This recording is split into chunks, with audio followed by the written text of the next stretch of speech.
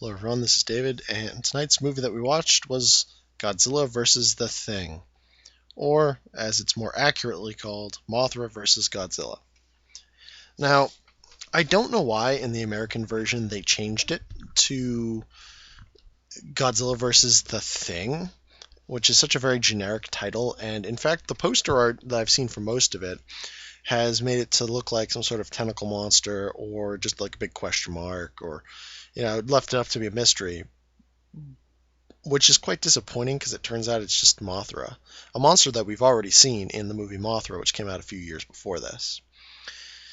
Now, let's talk about the monsters briefly. So, we got Godzilla back. He's doing his same old thing as he has before. But now, we got Mothra. Now, Mothra is an early flying kaiju. And because it's a flying kaiju, flying counts as a kaiju power. So, well, what's this mean? Well, in this movie, Mothra actually has two weapons. It has its ability to fly, which I guess is a weapon. It's more than anything else. And it has an ability to emit a deadly powder that should be toxic. However, I believe it's kind of like a bee sting, so doing this greatly weakens Mothra in the end and eventually leads to its ultimate demise.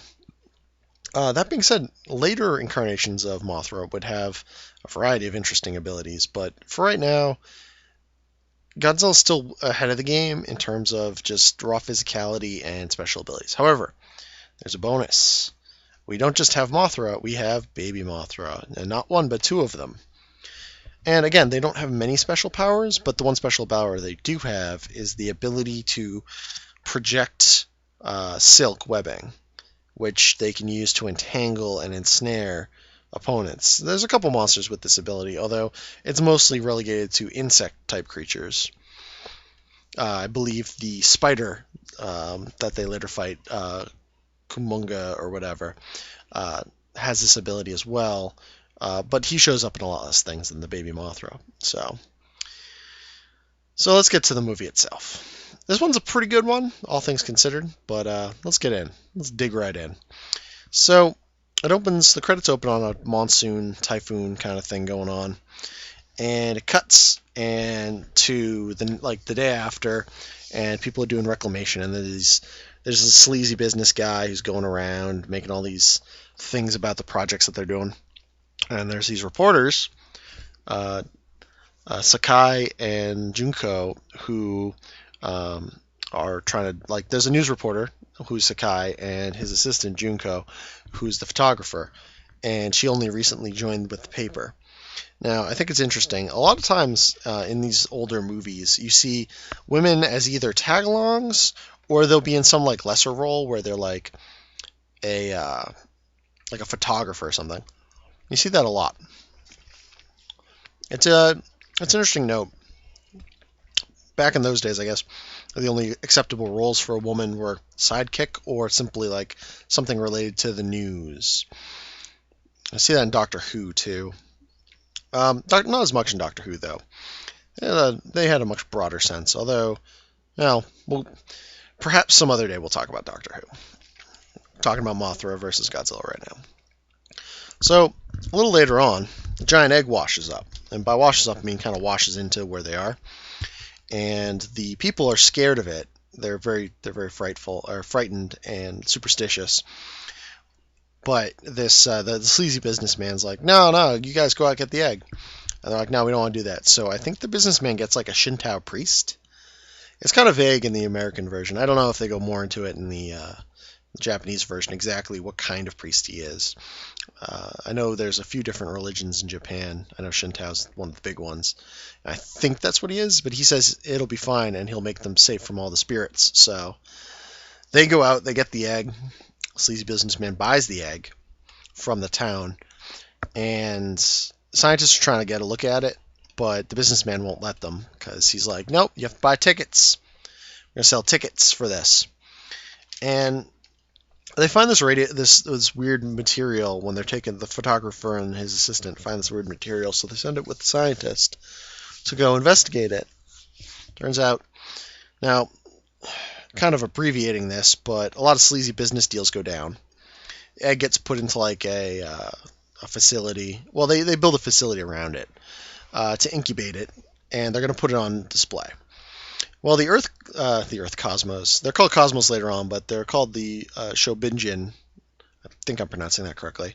They're the twin fairies that accompany Mothra, who speak in unison and basically serve as its human mouthpiece or high priest or priestess in this case, which is kind of interesting. They have a few magical powers, which is kind of cool.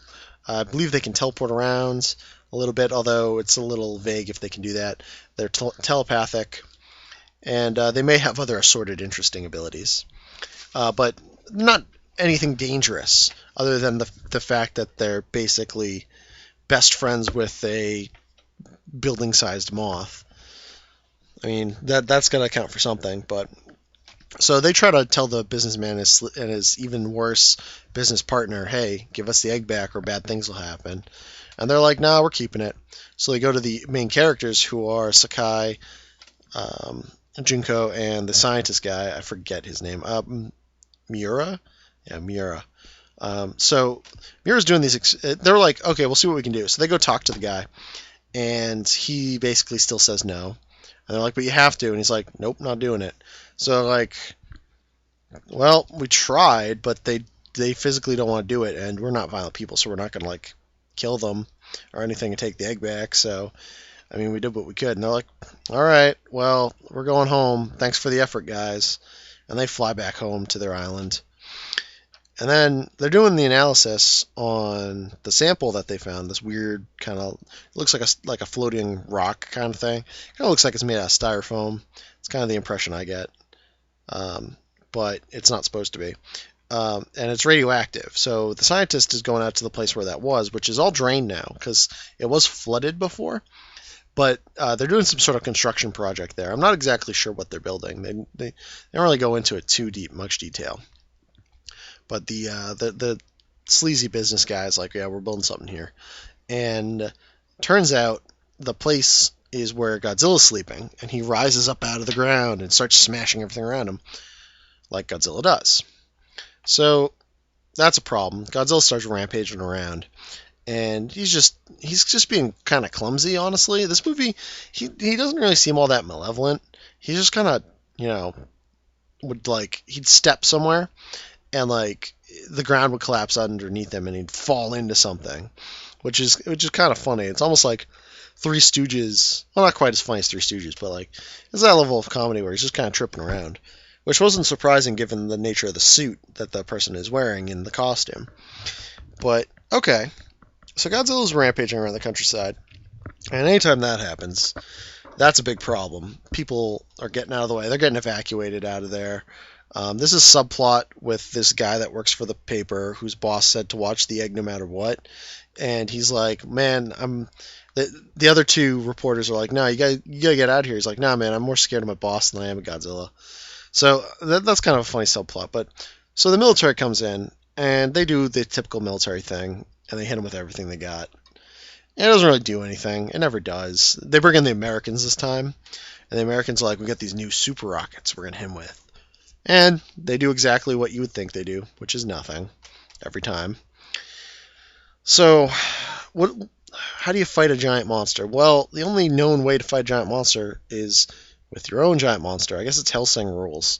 So the only way to fight a monster is with a bigger, meaner monster. Which seems like a very poor way of doing it, because, yeah.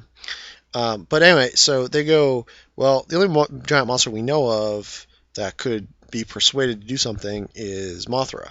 So let's go to Infant Island. I think or maybe it's Mothra Island.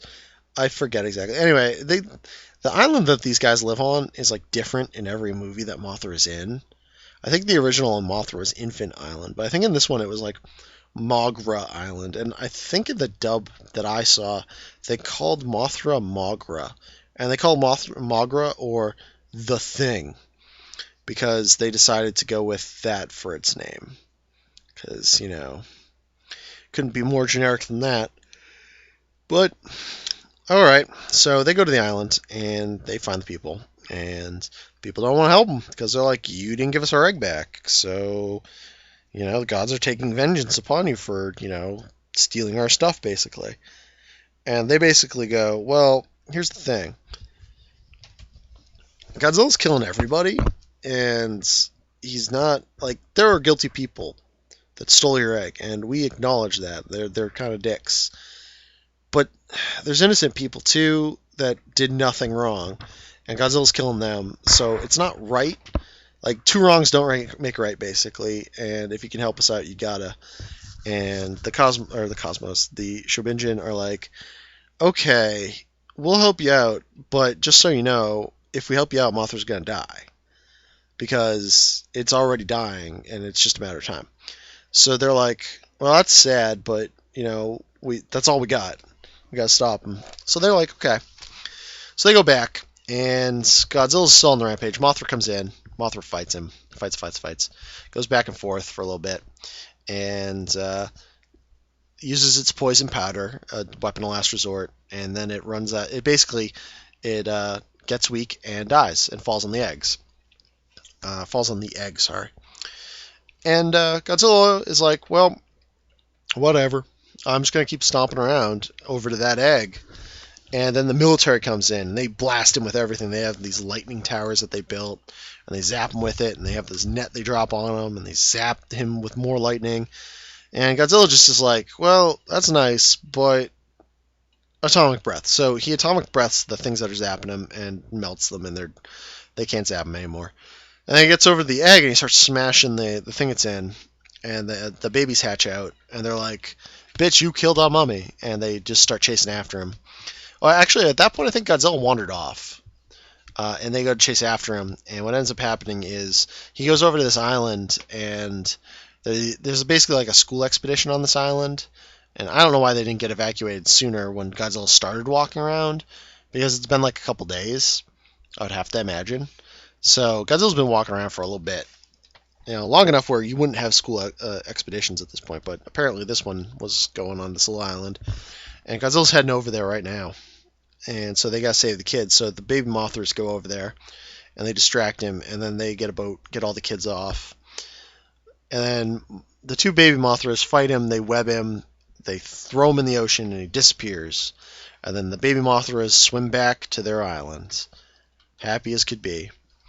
Now, that's a pretty short summary and all when all is said and done, but this movie's a pretty good one. It's very highly rated by most people that see it, and it's one of the better entries. Mothra is a very classic kaiju, and it's good to see another outing with it.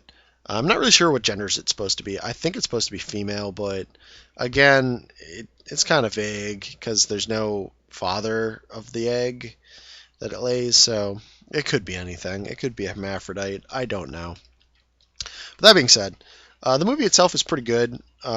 In terms of action, it's a little less than certainly movies nowadays, but it's perfectly acceptable for the time period. This one's a little more violent than normal, though, because at one point, the two sleazy business guys get into a fight over money, and the business owner, like, there's a cocky super rich guy, and then there's the sleazy business like front man, and the front man basically gets schnooked out of all of his money by the really rich guy.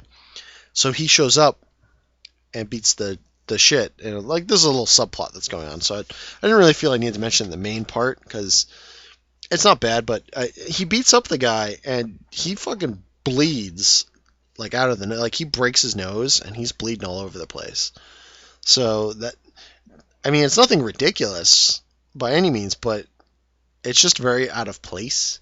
Because usually you don't see that kind of stuff in these kind of movies, so that's interesting. A little bit more violent, a little bit more, I don't want to say gory, but like in that regard, there's a tiny bit of gore. Still, you don't see like dead bodies or anything. It's not as bad. Like, I think Rodan was a little bit more adult than this, because this is getting towards being a little bit more kiddie, but this one's fine for just about anybody. I mean, there's a couple scenes that wouldn't be, but for the most part, it's completely friendly. It's a pretty solid entry in the Godzilla series, so I check it out, and I advise all of you to do the same if you're into this sort of thing. All right, folks, get